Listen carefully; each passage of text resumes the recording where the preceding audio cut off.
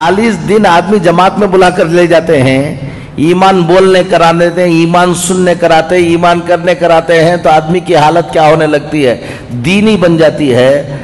अगर LKG से बच्चा शुरू करके 10th स्टैंडर्ड तक मुसलसल कुफ्र सुने, कुफ्र बोले, कुफ्र देखे, कुफ्र करे, तुम्हारा बच्चा ईमान में बाकी रह जाएगा कि देख लो। बेंगलुरु में मेरा एक स्कूल है, मैंने 3 जनवरी को अंबेडकर हॉल में मैंने अपना एनुअल डे किया। उससे पहले उस एनुअल डे की तैयारी के लिए हॉल को इंस्पेक्शन करने के लिए 2 दिन गया। उससे पहले 2 दिन पहले 2 तारीख को भी एक स्कूल का फंक्शन हो रहा था, एनुअल डे हो रहा था। 1 तारीख को भी एक स्कूल का एनुअल डे हो रहा था। मैं देखने के लिए अंदर गया, 90% मुसलमान बच्चे बुर्का ओढ़कर ऑडियंस अपने बच्चों को देखने के लिए आए हैं और वहां पर पूजा कर रहे हैं बच्चे और हमारे पेरेंट तालियां मार रहे हैं। वो स्कूल वाले करा रहे हैं, वो उसको बात छोड़ दो, स्कूल भी मुसलमानों की स्कूल है। स्कूल भी किसकी है? मुसलमानों की स्कूल है। और ऑडियंस ऐसा लग रहा था कि जुमा हो रहा है। वहां पर सब टोपियां पहन ले कोई बैठे हुए थे, सब बुरखे पहन लेकर बैठे हुए थे। वो बुरखे भी पहन लेकर बैठे हुए थे जिसमें नाखून भी ना दिखे, लेकिन उनके बच्चे पूजा कर रहे हैं और क्या मार रहे हैं। अब सोच लो कि ये हालत होगी तो 10-12 साल के बाद इस मुल्क के अंदर हालात क्या होने वाले हैं।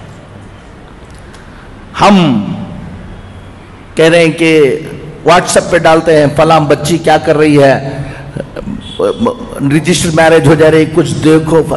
ये तो अभी बारिश से पहले की जो रिमझिम झड़ी जिसे बोलते हैं वो है। 12 साल के बाद अभी ये सिलेबस पूरा ये होने के बाद जो तुम्हारे मोहल्लों में, तुम्हारे घरों में होगा, तुम अंदाजा नहीं लगा पाओगे। एक बात आप सबको मैं बताता हूं, आज 2 बातें आपको बताकर जाऊंगा। अल्लाह ताला हमको समझ की तौफीक नसीब फरमाए। खुद अपनी नस्ल की फिक्र करो, अपने बच्चों की फिक्र करो। डॉक्टर बनो। मैं 56 स्कूल चलाता हूं अल्हम्दुलिल्लाह पूरे हिंदुस्तान में, ताकि हमारे बच्चे डॉक्टर बने, इंजीनियर बने, मॉडर्न एजुकेशन में आगे आए। मैं उसका दाई हूं।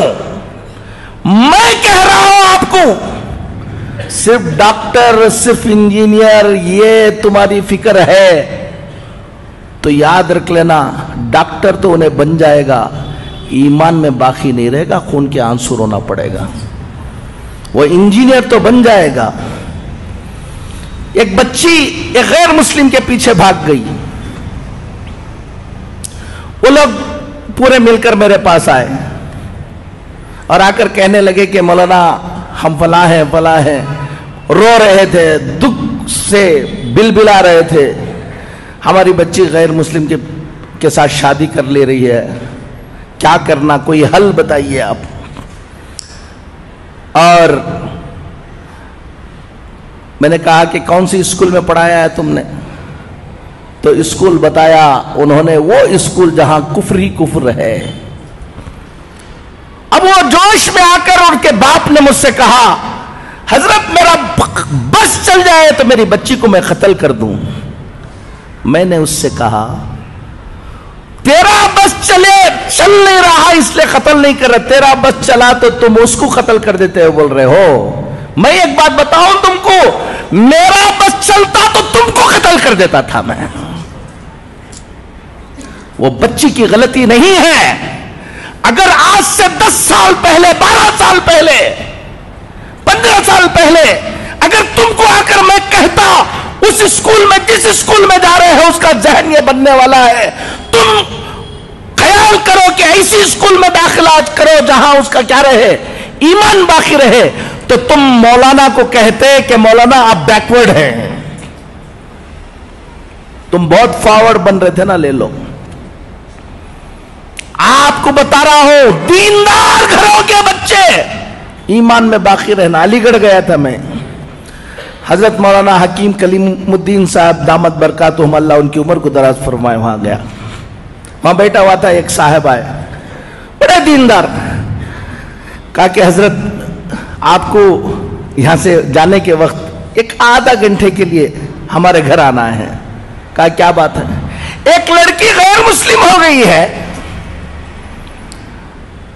بہت دن، وہ جا کے دوسرے سے کیا ہو گئی ہے، شادی ہو گئی، بہت دنوں کے بعد سمجھانے کے بعد 2 سال کے بعد اس کو بلا کے لے کر آئے، آپ کی زبان سے کچھ بول دیں گے تو انشاءاللہ۔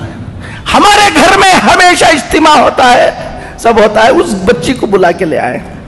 میں سمجھا ہمیشہ گھر میں اجتماع ہوتا ہے، سب ہوتا ہے، تو کسی اور کی بچی ہوگی، بلا کے لے آئے ہوں گے۔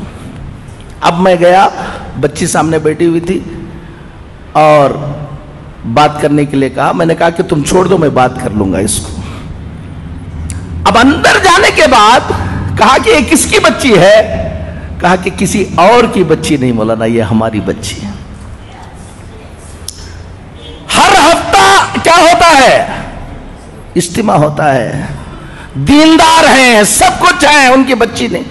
میں نے کہا کہ بیٹا تم کہاں پڑھے؟ کہا گرکل میں پڑھے حضرت ہم۔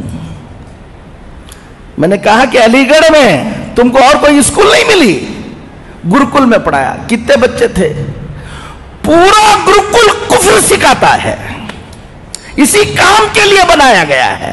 اب آپ اپنی بچی کو ڈاکٹر بنانے کا جذبہ، آپ بچی کو بھیج رہے ہیں، دیکھ نہیں رہے ہیں، اور اچھے مارکس آ رہے ہیں، یہ آ رہے ہیں، یہ سب دیکھ رہے ہیں۔ میں نے کہا کتنی اور مسلمان بچیاں تھیں وہاں پر؟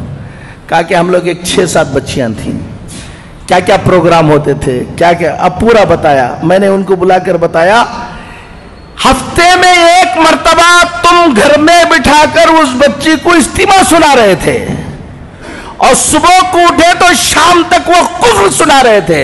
تمہارے کفر، اس کفر کا اثر ہوگا یا تمہاری تعلیم کا اثر ہوگا؟